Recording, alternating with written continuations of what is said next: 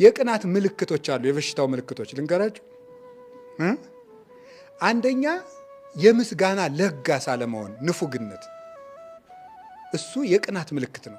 ምስጋና የሚገባውን ሰው አለማመስገን፣ ዋጥ ማድረግ። ገብቷችኋል? እገሌ ደግ ነው ማለት አለመፈለግ፣ ክሬዲት መንሳት፣ ሰውን ዋጋ አለመስጠት ነውር ነው። እንደዚህ አይደረግም። ማመስገን ይገባል። ሰውን ባይገባውም አመስግነው ጉልበት ይሆነዋል። ዝም ብሎ ማመስገን አይደለም፣ በቦታው ነው ማመስገን። እንደው ዝም ብሎ ሰውን 24 ሰዓት ጀግና ነህ ሲሉት አይጣፍጥም፣ ይመራል። በቦታው ነው።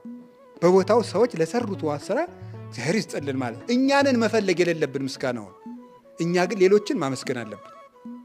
ይሄ ምስጋና መንፈግ፣ የሰዎችን ዋጋ ክብር ማሳጣት ቅናት ይባላል።